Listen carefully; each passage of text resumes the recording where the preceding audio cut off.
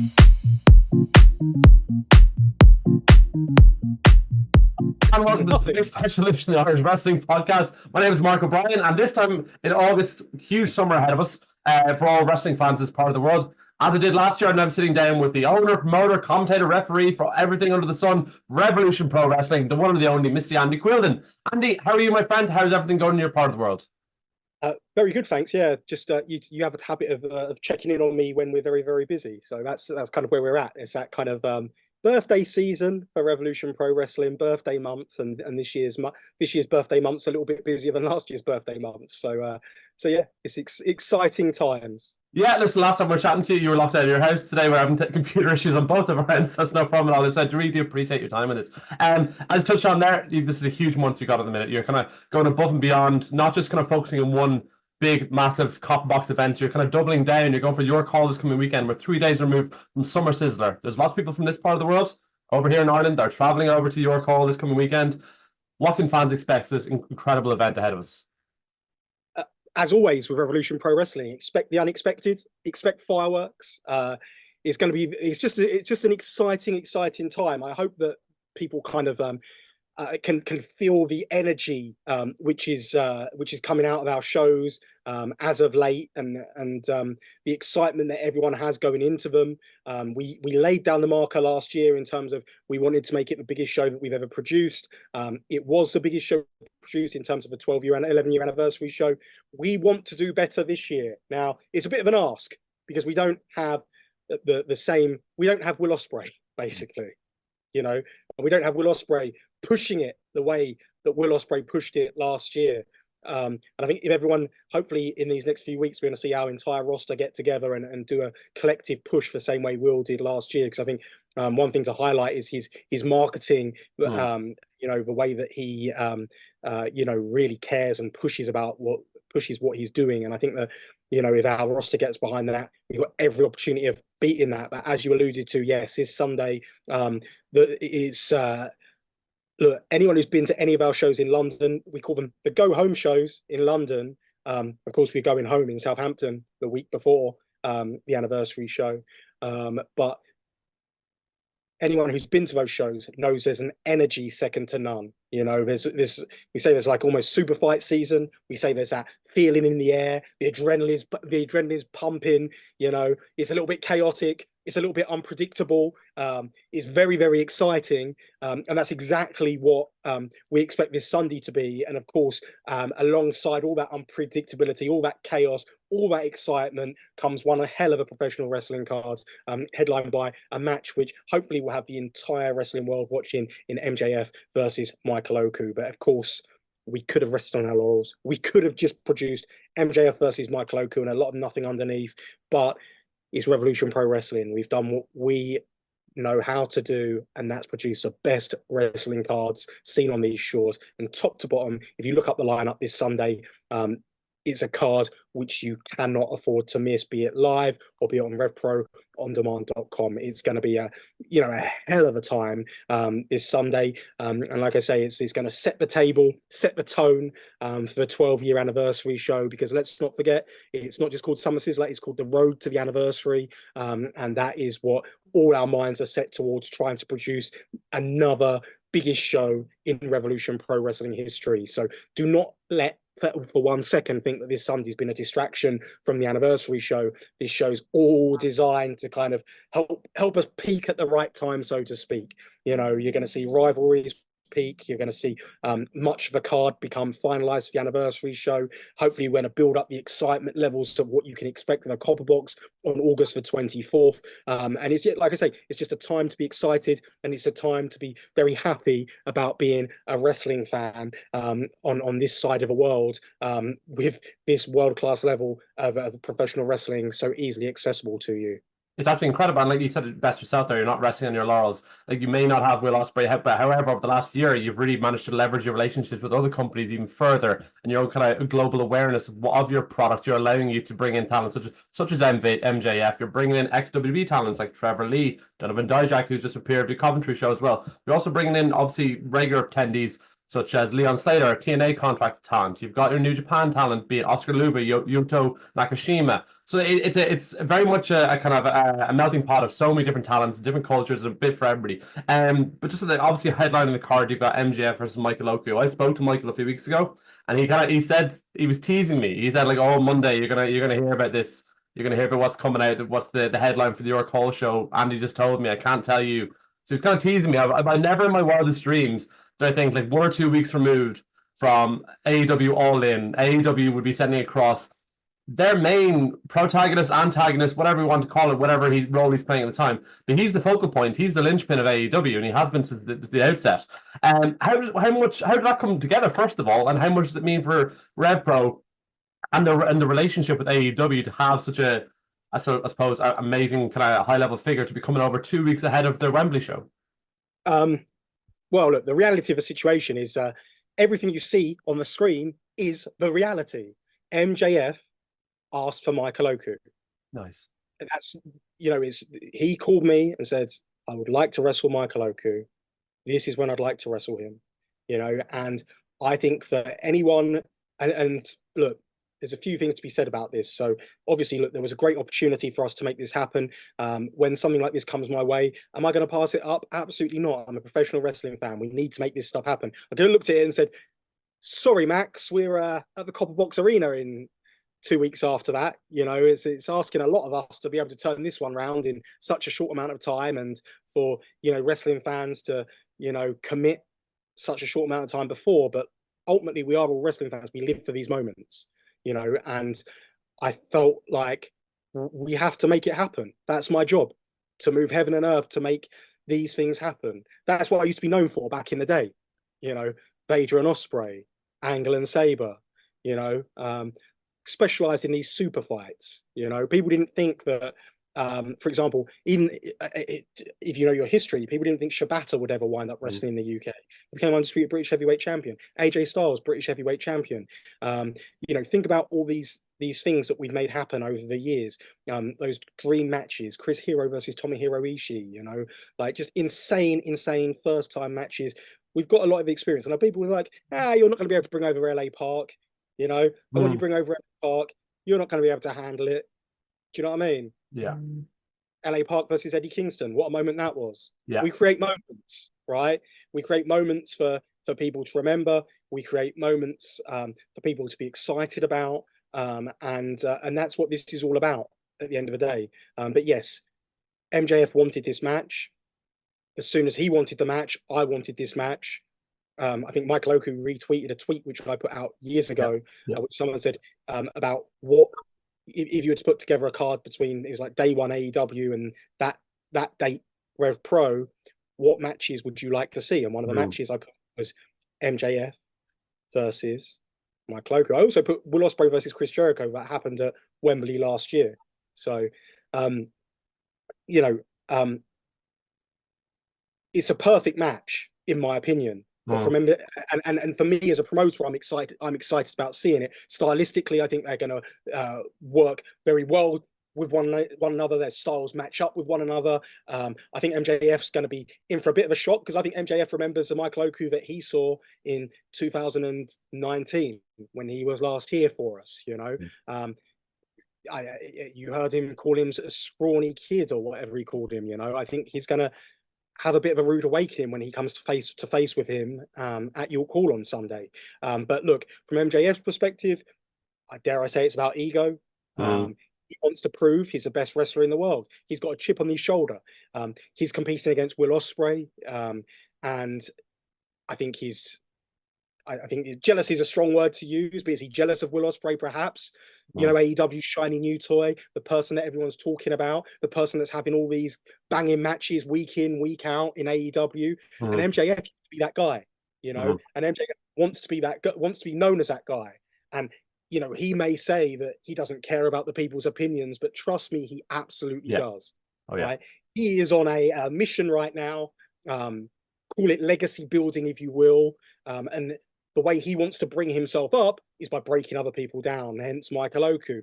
Michael Oku, of course, is someone who we know has earned Will Ospreay's respect. And because of that fact, Will Ospreay, MJF respects Michael Oku even less and wants to prove a point against Michael Oku. We know about the reviews of that match that Oku and Ospreay had at the start of this year.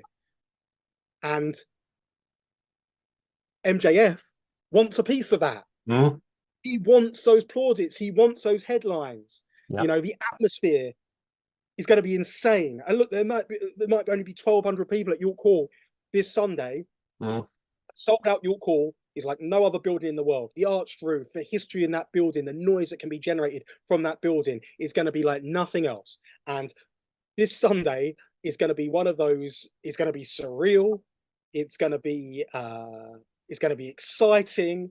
But it's one of those moments, like I say, as wrestling fans that we all live for. And like I say, as a promoter, how could I turn that down? The opportunity fell on my lap because MJF wanted it to happen, but it's my job as a promoter to make it happen. And that's exactly what I've done this Sunday, York Hall, Bethnal Green, MJF versus Michael Oku. It's going to be a spectacle. I mean, this is a huge compliment to you more than anything in terms of, like, I was speaking to an interview with an AEW talent last night, and they were talking about their struggles in getting kind of independent bookings, even at small level shows around America. The fact that you guys over in Revpro and what you've done with Michael Oku, how well you've been trusted in your relationships you've built over the last year, it's an incredible compliment to you, as well as Michael, as well as that 2 weeks before All In, they're sending over their top guy over to wrestle with you guys. That's incredible. There's so much more in this card as well. As I said earlier, you've got the likes of Trevor Lee, Donovan Dijak. Trevor Lee, 2 weeks before Luke Jacobs coming up against Michael Oku for the Undisputed British Heavyweight Championship. That's absolutely incredible. I think Trevor Lee is one of the most vastly underrated talents globally. I think he's somebody who's, before he joined WWE, was kind of pigeonholed as maybe an X-Division type wrestler from his run at TNA, Impact Wrestling. But he showed in WWE he's so much more than that. And Luke Jacobs, he's been on a tear the last year, predominantly since his match with Ishii at the 11th anniversary. They're building towards this year, obviously, in other promotions, winning their top titles. And this year, obviously, this year coming, now he's in the top spot. He's the main draw, or one of the main draws going for the 12th anniversary. How big is that match going to be for the likes of Luke Jacobs and Trevor Lee kind of establishing himself in this part of the world? Luke Jacobs doesn't care. Luke Jacobs, like, it's water off a duck's back for Luke Jacobs. Like, Luke Jacobs is, he made a statement at the start of the year saying, you know, he's fed up of all these imports coming in and taking their spots, and you know, he's fed up of being overlooked. He's fed up of people saying, oh, Trevor Lee's a draw. Oh, you know, Wrestler X is a draw, right? He wants it to be about him.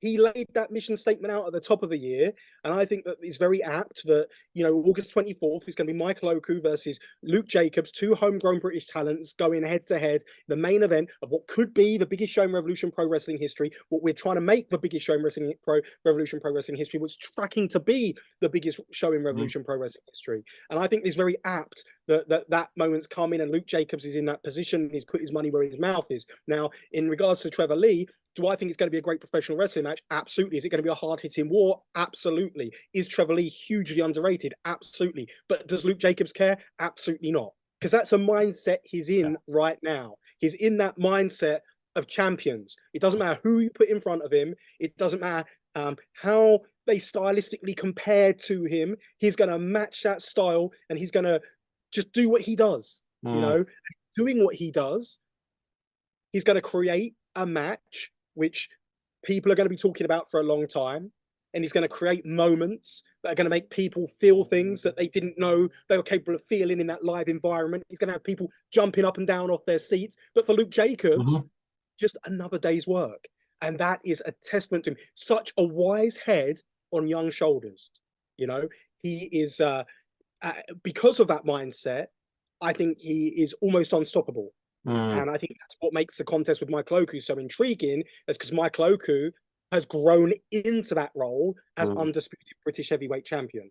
And trust me when I say Michael Oku's not coming to make up numbers against MJF either. You know, so he believes now. Michael Oku believes, and Michael Oku is has that same mindset, the mindset of a champion. He's created legacy, he's created history, and he believes he belongs. He's no longer a pretender.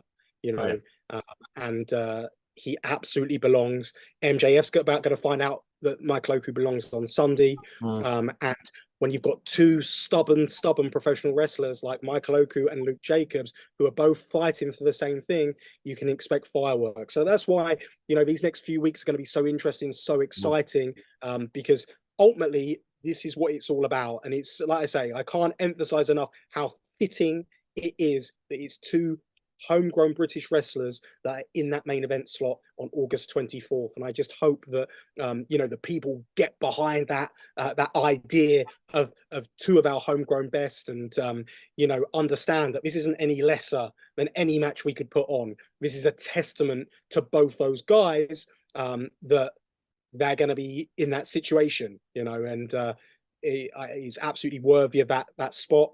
And I believe it's absolutely going to blow the roof off the Copper Box Arena. Yeah, and I mean, listen, leading into that Copper Box Arena show, like the show you have this weekend for Summer Sizzler, there's so many matches that have consequences leading into the Copper Box show. Be it from the Women's Championship match, Nina Samuels, Danny Luna, then you've got your Cruiserweight Scramble qualifier, Leon Slater, Jack Cartwheel, then you've got your four-way tag team match between Golden Boy Santos, Dave Francisco. I trained with Dave Francisco's school of wrestling over in London beforehand. Lovely guy, not so nice on screen. Sunshine Machine, Greedy Souls, Young Blood. There's so much going on. There's so many different consequences building towards the show in 2 weeks' time. As a fan, you kind of as someone who regularly goes to independent wrestling shows, that's not always the case. You kind of go to matches. There might be one or two matches that have stakes or consequences. This feels like a proper go-home show in terms of there's a big building to something even greater down the road. That show down the road, you've got 4 matches announced, or maybe 5 matches announced so far, as I'm aware. One of the matches you originally had announced was Danny Luna versus Stephanie Vaquer, the Women's Championship. Obviously, listen, things that come out of your control and kind of the internet blows up and whatnot. How did you find out about Stephanie Vaquer suddenly pulling out from numerous different things overnight? I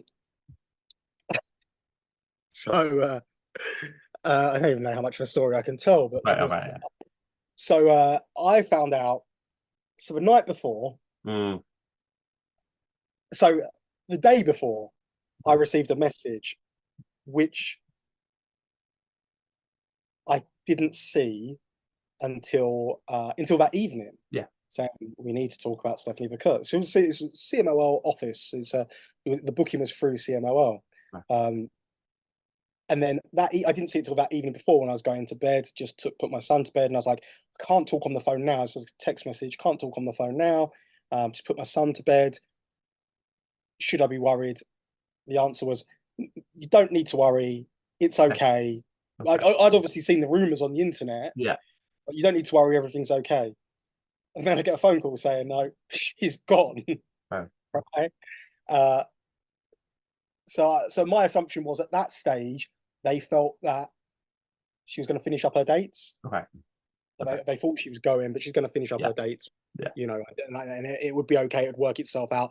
Perhaps we wouldn't get her in Berlin and London at the end of the end of the month. She was staying with us for a week. Yeah. But we'll get her for the key match, which is advertised. That's what I kind of figured would kind of happen. And then then I get the call saying, no, she's actually done. She's going. Right.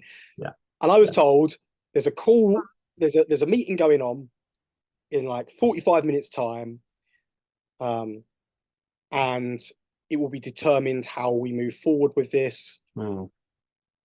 Please do not make any advances to any other talent, to any other partners until we've had this meeting, and we will feed back to you what's gone on. Okay. Now, I then went to deal with a personal issue, and then I came back, checked my email. The first thing I see is like a string of emails asking for comments about Stephanie Vaquer going to WWE, if she could be at the Copper Box. Yeah. And I was just like, oh. So basically they'd concluded this meeting and just put the statement out. Yeah. Which wasn't ideal. Yeah. So that was the situation I was in, and I couldn't do anything about it because I was still dealing with my stuff. Yeah. I couldn't do anything about it till the following day when we put a statement out. Yeah.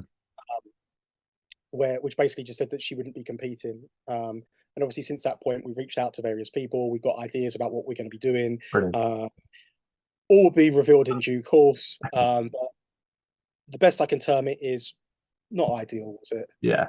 It's like the way you kind of all unfolded, be it for the New Japan Strong show that was going on at the time, and so many different variables. It all just seemed to be kind of just an unfair situation that somebody's been put in. And listen, it's your lifelong dream. You're traveling from South America, moving up to America. Do you mean there's so? I want to stress, like, I've got no ill will towards Stephanie Vaquer.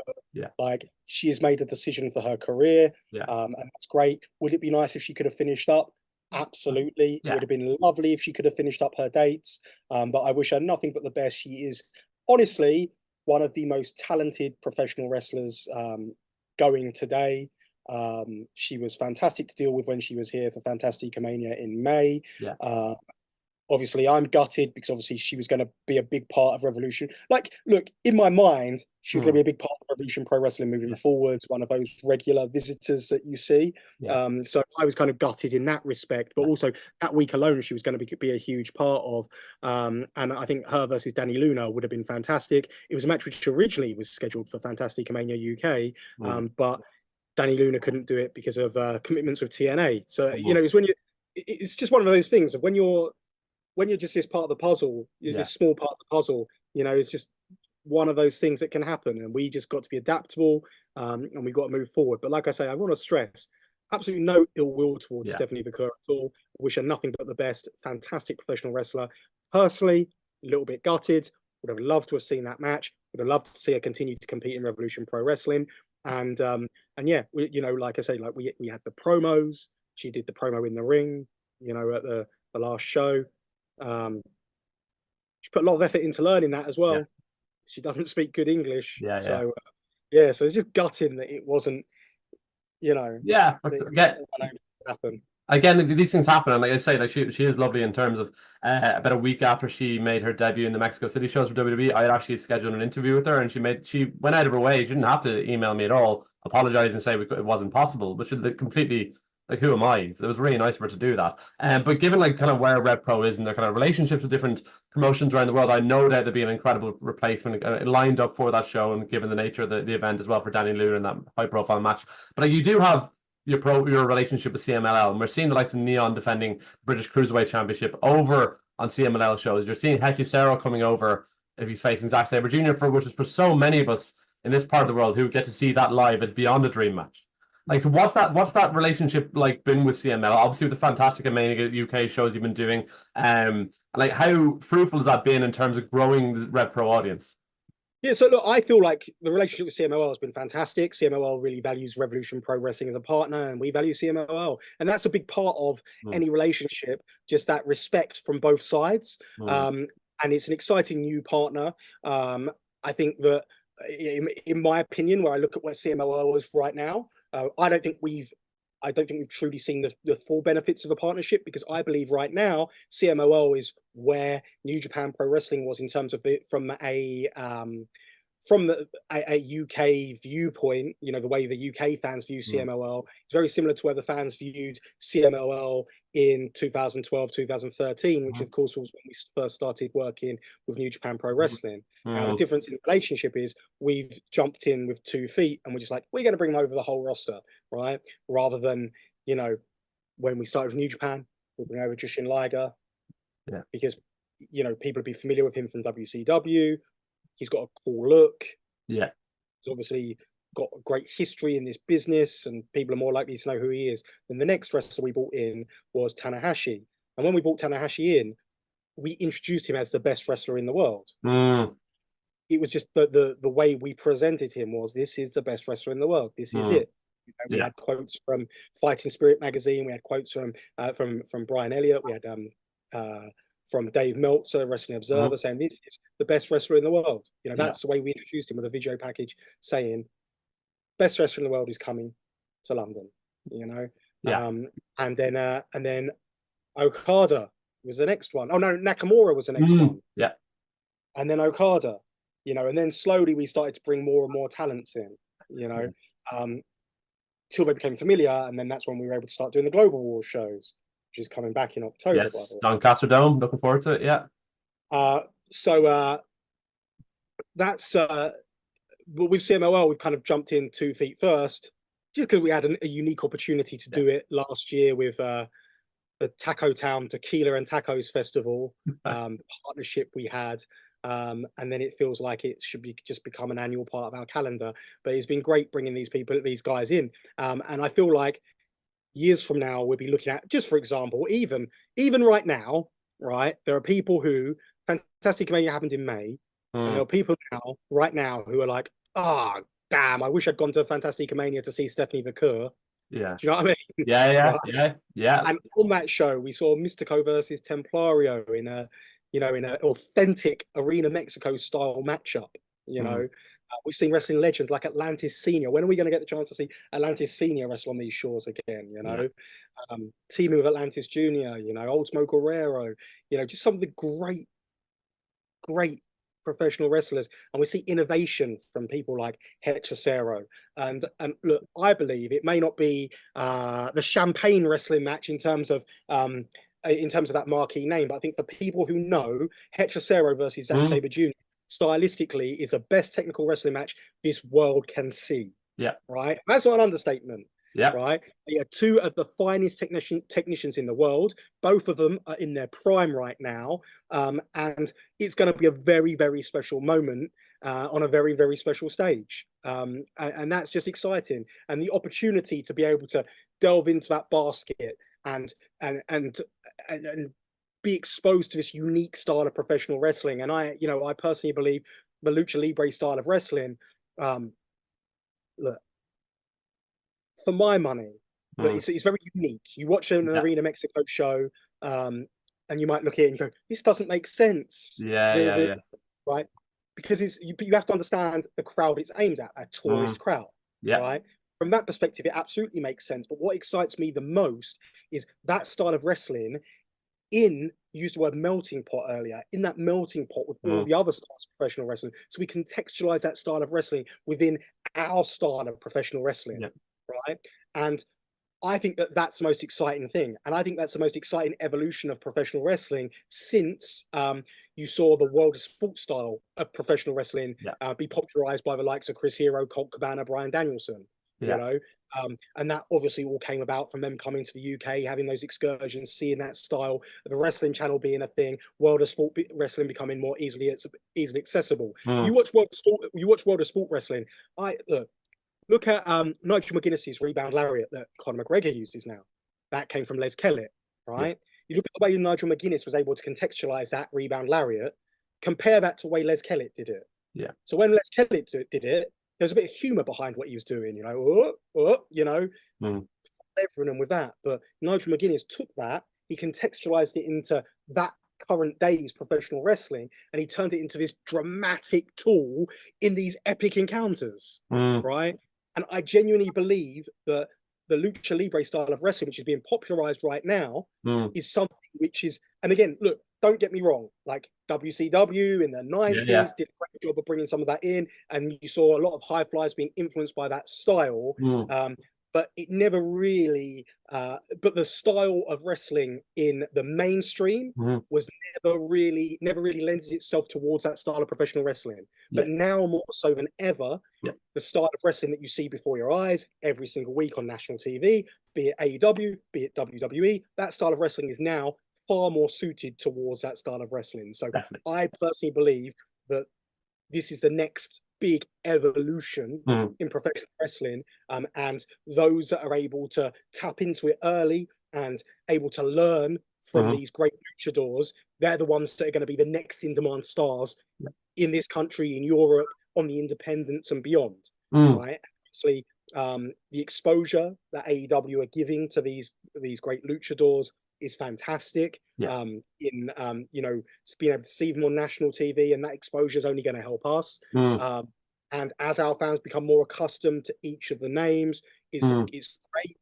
In addition to that, one of the best things about the partnership, as you alluded to, is the fact that we've seen Leon defend that undisputed British Cruiserweight Championship in Arena Mexico. We've also seen Michael Oku defend the undisputed Heavyweight Championship in Arena Mexico. He had a very successful tour there. Robbie X is going out there to be part of the International Grand Prix. So it's just fantastic. That's, and our wrestlers are going to be seen on that stage as well, and it legitimizes what we're doing when our guys can go and they compete alongside against the best wrestlers in the world. So it's an exciting time. The partnership's still in very early stages, but in my opinion, it's something which is of great value, and it's something to keep your eyes on, and it's something that I can only see growing over the years, because even now, just before I did this interview, I was sent a message with the banners hanging from Arena Mexico. There was a big Robbie X banner hanging at Arena Mexico right now, and Robbie X, that's got to be a real pinch yourself moment, so it's just like I say, It's just an exciting time, and it's working at the moment like all good partnerships should, Mhm. which is, you know, beneficial for both sides. So it's Absolutely. I mean, very exciting. you took the words out of my mouth there. Like, his work is beneficial to both sides. I think the way your talents be presented, like Robbie X doing the Global Grand Prix, he's obviously been universally adored in this part of the world in every promotion he appears for. But he's appearing under the Revpro banner, which is a real kudos to kind of Revpro, who externally might be just seen as like another independent show, but it's so much more. One of the last time when I was chatting to you last time, you kind of talked about the kind of future goals for Revpro. And we got like the likes of Wrestle Dynasty coming up in early January. When there's listed these promotions that are kind of listed available as being part of that show, be it CMLL, New Japan, AEW, Ring of Honor, has there been any discussions about RevPro being part of that show? Because I think personally, a personal opinion, kind of what you provided, what you're doing on a regular basis, your interactions with all three companies, I personally believe RevPro should be front and center. It should be, yes, but no, there has been no discussions in that Okay. in that direction. Okay. But yeah, like I say, like I think it's just one of those things, you know. Like, and look, I go into this with no illusions. Look at the fact that we're even being spoken about in those terms, and the fact that wrestling fans around the globe are saying, "Where's Rev Pro? Why aren't Rev Pro involved in this?" To me, that's somewhat of an honor, Yeah. right? I take no offense in it whatsoever. Look Mm. at where we are. These are global promotions, Yeah. with huge budgets, and I'm me sat in my little office in Portsmouth, right? So we have to understand where we're at and where we're going, and Yeah. and all of that. Do I think that if Rev Pro was involved, it would have a huge part to play? Absolutely. Do I think that we could more than hold our own against and alongside these talents? And absolutely, I do. Do I think would add value to it? Yes, absolutely, I do. But to me, that's one of those things where I'm not getting all worried about that right now. That's something for further down the line. And again, if it happens, it happens. If it doesn't, it doesn't. You know, we can only focus on being the best versions of ourselves. And all our partners know that we are more than willing and capable and able to work alongside them in delivering whatever it is they ask for. And yeah, and I'm like, again, like with all our partnerships, I'm very excited about it. I'm very excited by looking at New Japan Pro Wrestling right now, looking at the G1, looking at it's almost like a fresh coat of paint. Yeah. And look, you can question it all you want, you can doubt it all you want, you can be like, oh, it's not as exciting as it was a few years ago. But for my money, you know, everything's got to go through that rebuilding process. And if there's any company which is positioned to be in that rebuilding process, you need look no further than New Japan Pro Wrestling. Look at the great young talent there is at their disposal, who we're very lucky to be familiar with due to some of the excursions they've been on. People like Yota Tsuji, Shota Umino, obviously Uemura, fantastic now, and he's having a hell of a G1 right now. Unfortunately, he hadn't worked for Revolution Pro Wrestling yet, but watch his space maybe. Yeah. But yeah, so you've got those, you know, great young talents coming through. Oleg Bolton, our very own Callum Newman, you know, just exciting young talents. You're seeing Zack Sabre Jr. make a very fair representation of himself right now. Gabe Kidd, exactly the same, you know. So I just think it's just an exciting time in New Japan Pro Wrestling. And as someone who, when I first got into New Japan Pro Wrestling, they were in that rebuilding process, first rebuilding process where Hiroshi Tanahashi became this larger than life megastar, which I feel was in such a privileged position to be able to get in on, because that's where, you know, we literally got Tanahashi when he was at his absolute peak in Japan. In the I think it was October 2014, I believe. Or no, maybe 2013, October 2013. Yeah, where Tanahashi was like very peak. And yeah, we had that Tanahashi Marty Skull main event where Bret Hart was a guest referee, and the conclusion of that match was Bret Hart. He put Marty in the sharpshooter, punched him out, put him in the sharpshooter. Tanahashi rose his hand, and then Tanahashi played air guitar to Bret Hart's theme music, that iconic theme music of Bret Hart. And it was like, the best there is, the best there was, the best there ever will be, to the like almost alongside the person who could have that claim at that very moment in time. And I remember that what I was saying to people was, this isn't like I mean, it's very rare. What these partnerships enable us to do, it's very much like MJF this Sunday. Yeah. What these partnerships enable us to do is bring in wrestlers when they're at the peak of a performance. This isn't a retirement tour. This isn't a waving goodbye to the people greatest hits tour. Yeah. This was Tanahashi when he was at his absolute peak. Yeah. And I think that, you know, it's very much it's very similar but very different, right? I'd always say, like, imagine if WWE let us have peak John Cena. Yeah, Do you know what I mean?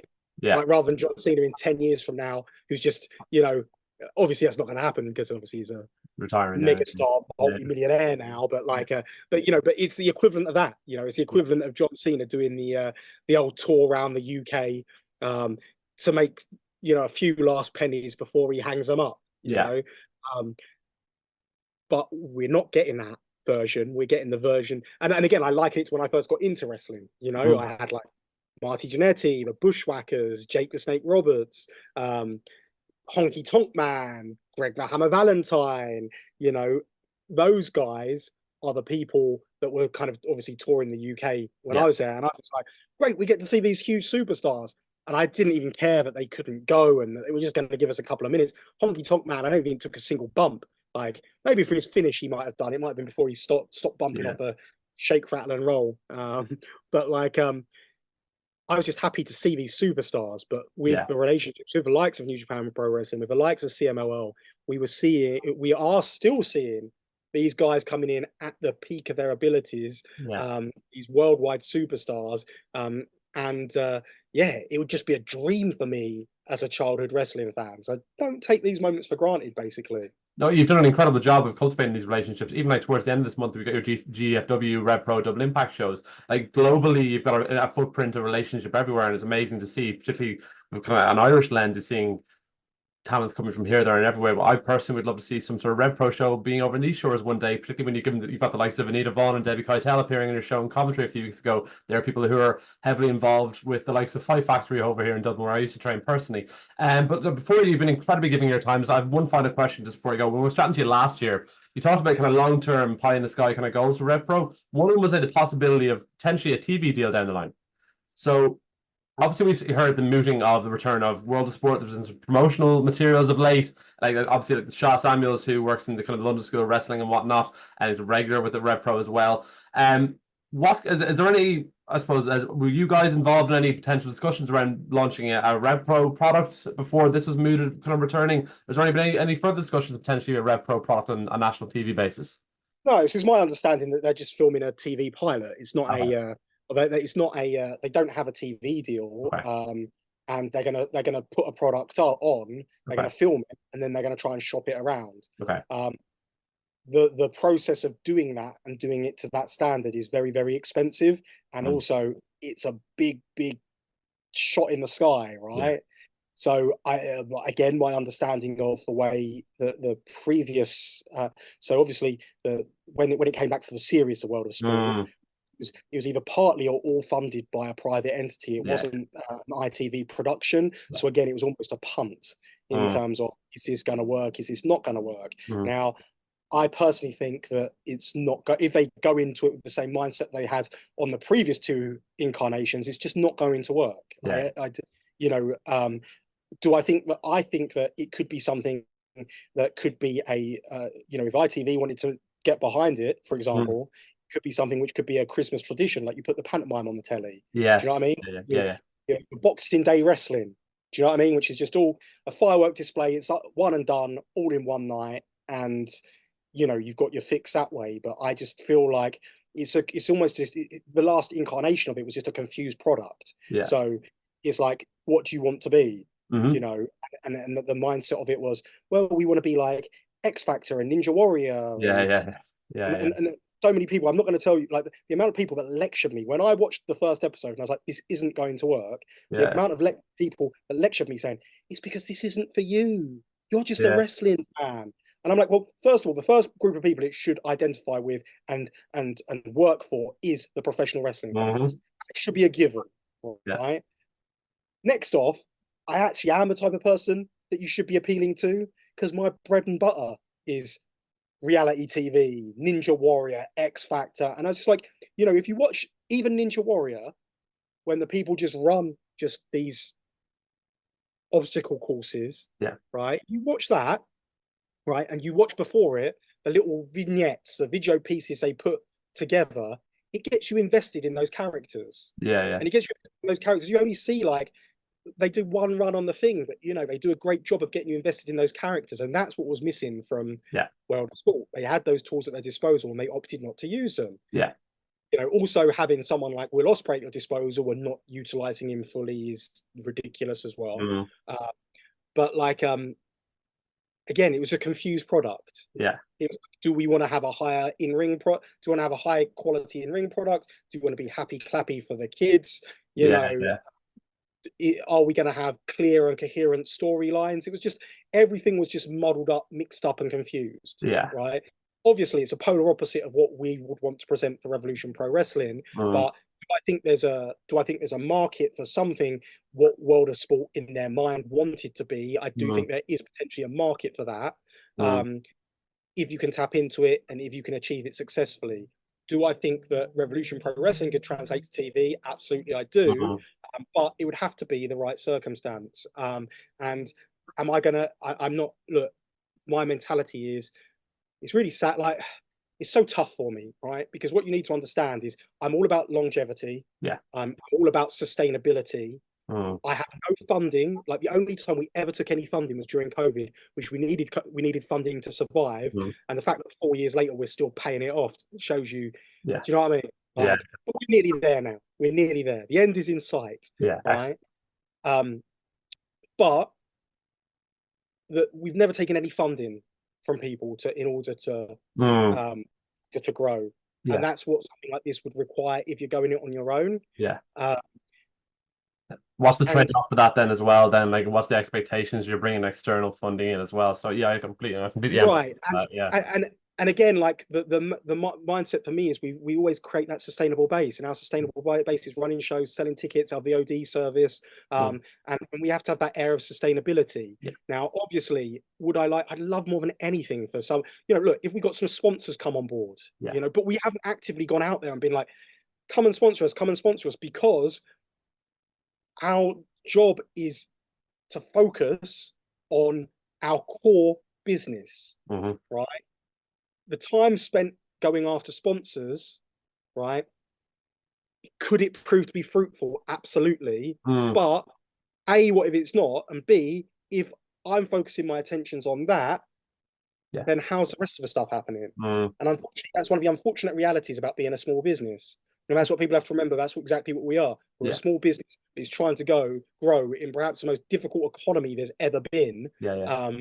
And I think we're defying odds. The fact that we've been able to do what we've been able to do. And if you look at the trend of the wrestling business around the United Kingdom, and you look what we are able to achieve, I don't think there's anyone doing it like we're doing it. And I don't think there's anyone who's able to generate what we're able to generate. And I see you can look at it and go like, oh, well, this wrestling promotion is drawing big crowds night in, night out. Yes, but they're using Groupon and their gates are like next to nothing, or yes, they're doing kids for £1, adults for £5,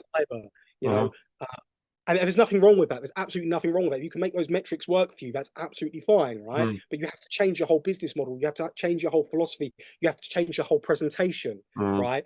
If you're gonna run this high level stuff, it's a necessity, and there's no one doing that like we're doing it. No.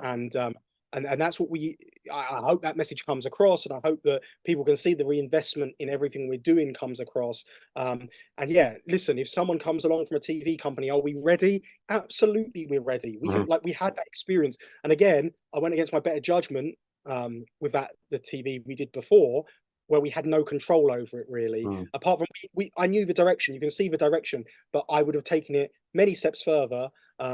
And also would have made some money out of it if I had the opportunity. But it seemed like an opportunity was too good to be true. And in essence, it really was too good to be true.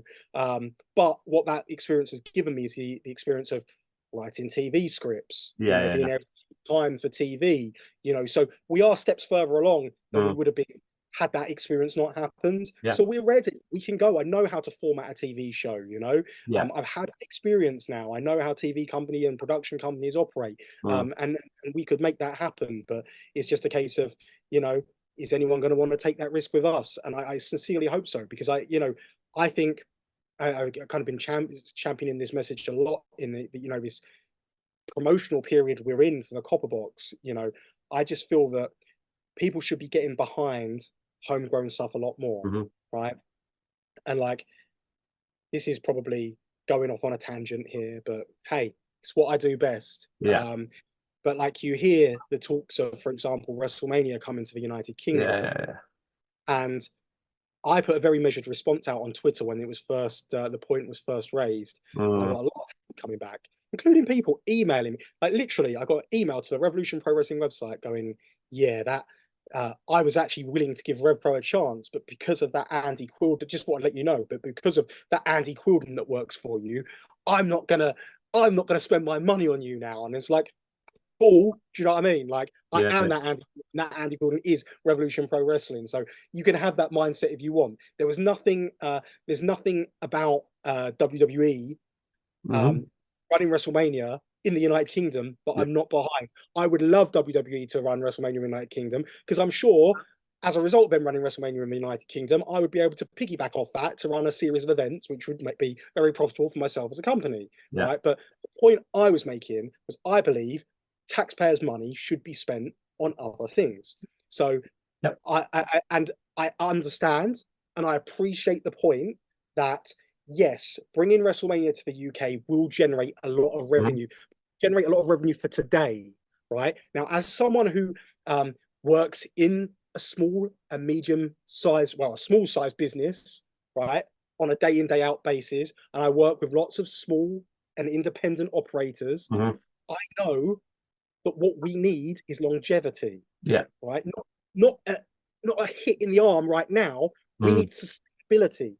So if, for example, you were to spend that money that you spend on bringing these acts into the UK, you spend that money on, for example, cutting VAT, right? If you were to cut our VAT in half, for example, to 10%, 20%, right? We would have more money to play with. We would be able to invest more money in our long-term future. Right? The risk of us losing money goes down a lot more. Now, here's the kicker, right? If we wind up making money, or that 10% winds up being profit, we give that money back to the government at the end of the year anyway, right? However, if we go out of business, right? If we go out of business, the government gets nothing, right?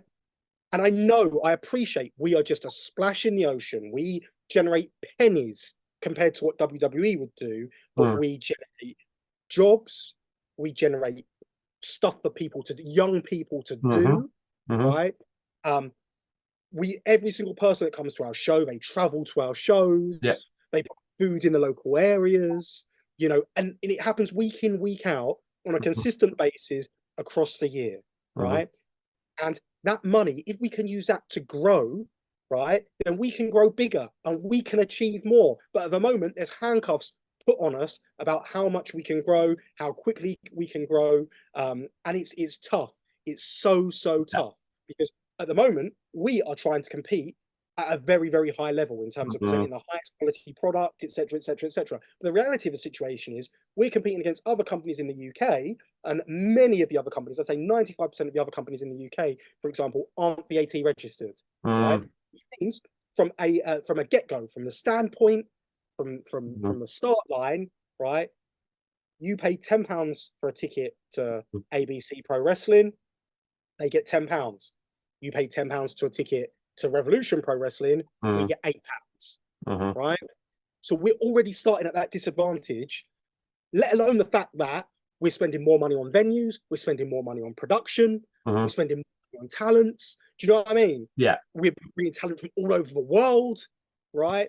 So we have that severe disadvantage before we go in already. So it makes it even harder for us to grow, right? And we're doing it against all odds. We really are.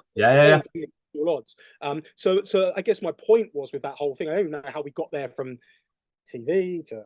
It's about overall growth and kind of growing holistically, incrementally, and like what you've achieved a huge amount in that space. Like, compared to where you were last year, like, everything was focused on the one Cotton Box show. This month alone, you got 5 shows, and you've just come off of a huge show in Coventry as well, and you're growing then outside of the UK as well. You're doing the GFW Double Impact, then you're going to Doncaster, done your shows in Spain previously. Like, you're growing at an incredible rate. Like if you just put out into the timeline like that, I just put it out there purely that world of sport because we had talked about it previously. But it is incredibly exciting in terms of what you're doing. Like you've got this weekend, you got Summer Sizzler, then you got your show in Southampton, then you got 12th anniversary, then you're over to Germany for Double Impact. I'll be over in Berlin doing media for that bash in Berlin as well, so I'll definitely be popping by.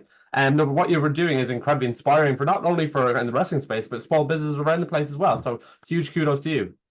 Yeah, and I guess the point I was trying to get to in that where I lost my way was, you know, it's about that faith. If people put that faith into you, so like for example, with the government, we're like, rather than helping out this multi-million billion-dollar company that doesn't need their help, we're going to give a little bit of help to one of these small businesses in that industry domestically, which are helping homegrown talent, which have got a lot of young talent, which are, you know, doing so much on a week-to-week basis, keeping kids off the street in our wrestling schools. Do you know what I mean? Like running shows week in, week out, blah, blah, blah, blah, blah. If they were like, oh, we're going to put some money into creating some longevity and sustainability towards this company, then our company can continue to grow. Our company can continue to provide jobs. Our company can continue to provide talent for WWE and AEW. And things can become a little bit easier for us. So, and likewise, like if someone wants to come along and, you know, a TV company wants to come along and wants a ready-made product for TV. Hi, we're here. We're ready. I've seen boxing. I've seen the boxing they put on the telly from York Hall, a half-empty York Hall. We're going to pack it out this Sunday. You know, I've seen boxing from leisure centres on the telly. Do you know what I mean? There's nothing that we're doing which they aren't doing, and there's nothing that we're doing which we can't do better if we were given more funding. You know, if we have more opportunity. So all we're looking for is someone to give us that opportunity to grow. And then, in addition to that, the point I made where everyone went crazy on that TV thing was I said, look, you've already got a company doing a show in Wembley Stadium. Like, perhaps get behind that. Yes, you know what I mean? Right, yes. And my mentality as well is I know, look, I understand AEW All In at Wembley Stadium is not going to do as well as WrestleMania at Wembley Stadium. I get that, right? But I'm all for small business. And look, I know AEW is not a small business, but I'm all for people wanting to do business in our country and wanting to help our country and help our economy, etc. And what AEW is doing when they're coming into England, it's not take, right? They're coming into our country. They're paying for the venue. They're paying for everything associated with the event. Huge deals of money. Right? They are taking the gamble on our country, on our economy, on our wrestling fans, and they are creating jobs and do you know what I mean? They're creating all of this stuff. The copper box is a byproduct of what they're doing, right? So if you're going to reward anyone, don't reward the person who comes with their hands out and says, please, sir, right? Who can afford to do all that stuff, who, if they were to run WrestleMania in our country, regardless of how much they have to pay on site fees, etc., etc., etc., they're going to make millions and millions upon millions of dollars in doing that, right? So why are we going there going, please, please, please come in? Like, let's give you money when we could support what's already there. And look, they could literally be like, right, we're gonna do our bit. We're not going to give you. We're going to give you 10% of what we were going to give WWE to come in, but because you've made the decision to come here and do this, we are going to make sure that we signpost this to the British public to help you out, to help it become a bigger event. And we are going to signpost these local British wrestling companies. Because look at all the promotions that are running around All In weekend. You know, I'd love to name a list, but I'm scared of leaving some promotions out. But there's promotions, there's after parties, there's fan fests, there's spoken word shows, there's Q&As, you know. All of this is possible because of AEW, and I'm just a big believer. I understand, like I say, I understand why, and I would be, and I want to reiterate, I'd be more than happy to see WrestleMania in the UK. Right, but I just know they can just do it themselves, so just do it yourselves. Right? Yeah, but at the same time, they didn't actually announce WrestleMania in the UK. Some people could maybe view it as, well, me personally, I view it as something that was very disingenuous in what they were doing in terms of teasing an announcement without actually making an announcement, and then obviously in the UK political side trying to get political kudos for whatever that was. Politics at play, no doubt. And I think it's another story for another day and another podcast. But what I do think is, you know, all of that stuff is about making that splash today. And that's what I hate about this world is like everything's about showing out. Like, so we talk about everyone's like, I hate virtue signalers, right? Okay. That's what like this is virtue signaling on another level, right? It's like fucking. I don't mean to swear. I'm sorry. No, I'm not trying. no. But it's like Sadiq Khan saying, like, he's like, if I'm elected mayor, I'm gonna bring WrestleMania. I'm gonna bring the Super Bowl. Well, All you've in got my all in around the corner already. Like, and at the same time, you're charging me to take my vans into London because you said so, right? And I like literally every month I have to pay ULEZ, I have to pay congestion charge when all I'm doing is trying to bring my business into London to help stimulate your economy, right? Like I say, there's better things that money can be spent on, right? And I just feel like it's all about sustainability, but really it's all about, for them, it's all about glamour, right? They, putting WrestleMania on is glamorous, right? They can have all their celebrity friends there. I'm sure they get their suites at Wembley, and everyone will be all for it, right? And they will look fantastic, and then they can look at all the economic impact. But what's to stop someone on that? Like someone might make a killing that weekend and be like, right, I've made my money now. I'm shutting my business down. Do you know what I mean? Yeah. Hit and run. Yeah. Do you know what I mean? There's nothing to stop that.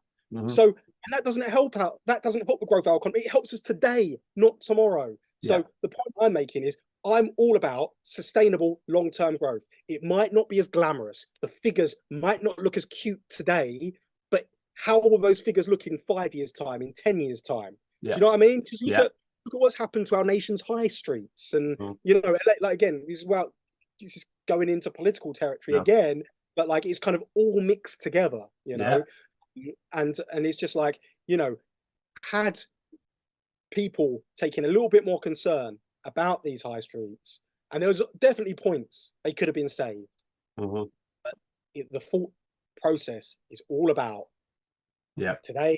How can I make my money today instead of how can we create a sustainable future? And I feel like that's my message with Revolution Pro Wrestling is for that, like an old pro, bringing it back round.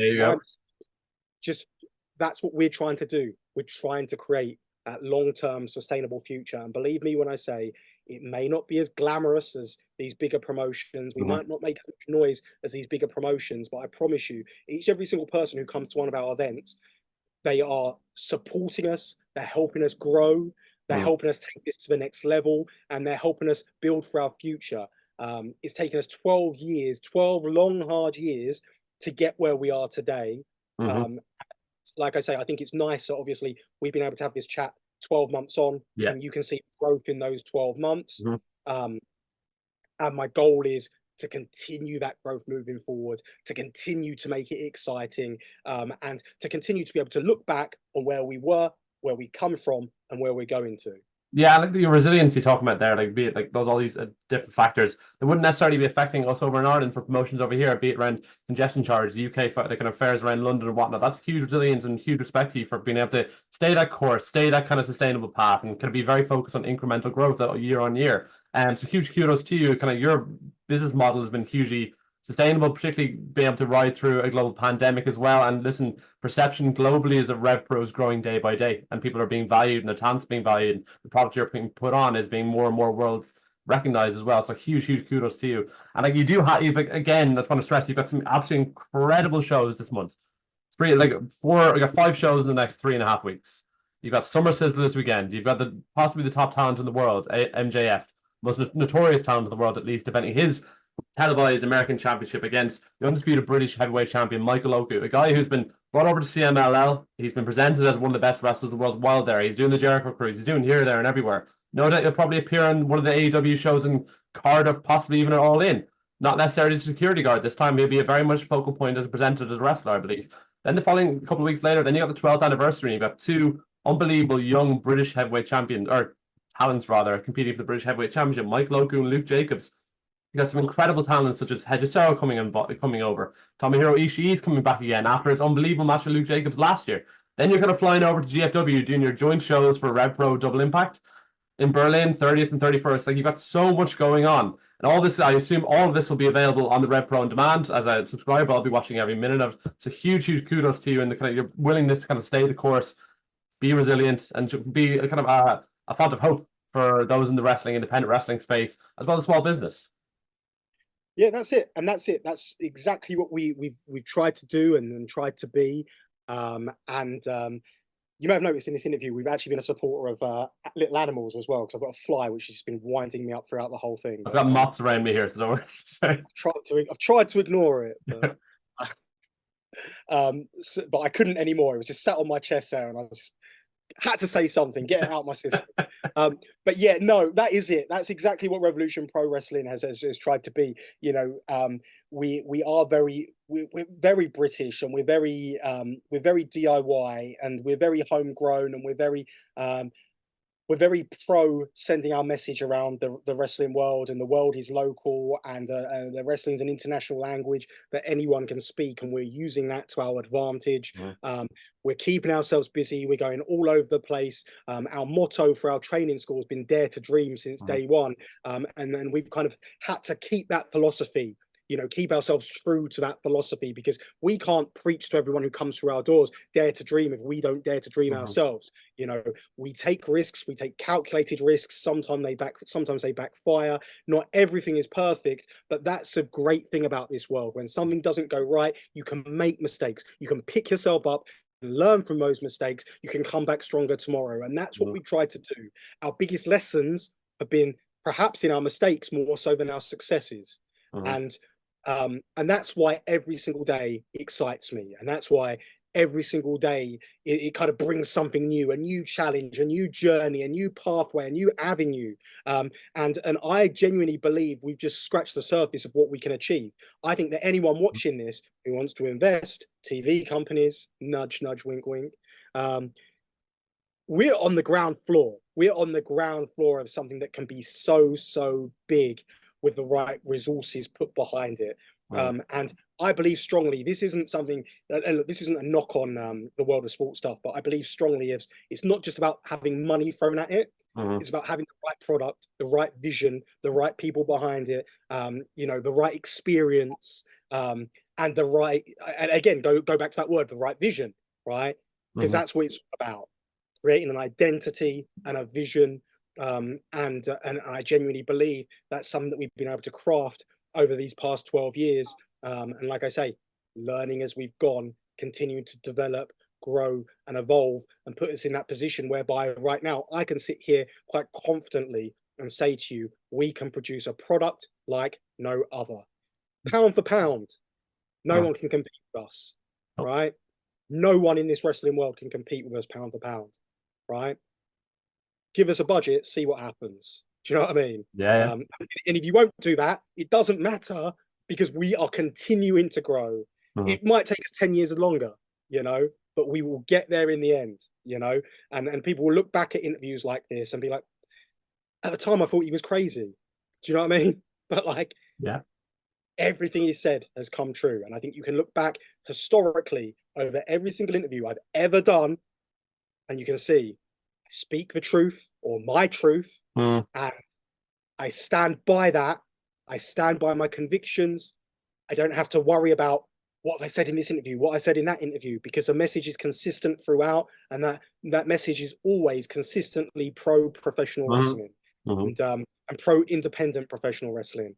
And yeah, that's I guess that's all I've got, you know, in terms of championing this cause. Yeah, it's absolutely incredible. And like, first of all, like if you're ever thinking of a side career, like a motivational speaker, would be an absolutely incredible role for you. Just again, just in terms of your chatting about the kind of determination, resilience in this modern world where everybody wants everything immediate. People can, there's quite an entitled generation coming through. I've spent the last year doing an MBA with people who want everything immediately and quite unsure as to how dare they have to study for exams.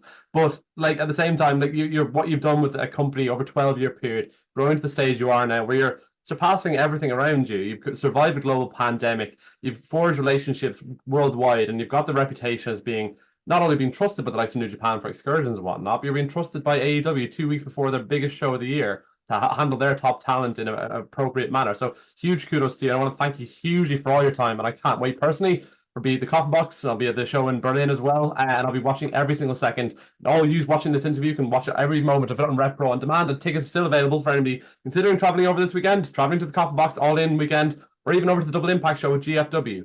So Andy, I want to thank you hugely again for all your time and all your support for Wrestling Worldwide. No problem. And I just say it's GWF. I don't GWF, Jesus Christ, GFW. I don't want them kicking off, being like, "You don't respect us. You never corrected that." But yeah, GFW is Jeff Jarrett. So, yes, no, sorry, Global Force Wrestling. I completely sorry, apologies. Acronyms kind of going through my head here.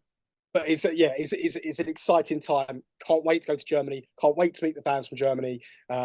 Can't wait to present that, present our product in front of another audience. It was such a fruitful experience being in Barcelona earlier this year, and I'm sure, and meeting the Spanish fans and Spanish wrestlers, and I'm sure that Berlin with GWF is going to be exactly the same. And for anyone watching, anyone who supported us, just want to say thank you. You know what to do. RevProOnDemand.com and RevolutionProWrestling.com, your two main resources for Revolution Pro Wrestling in this world. And I hope to meet you at a live event soon. So thank you very much, everyone. No problem. Listen, Andy, thank you once more again. No problem.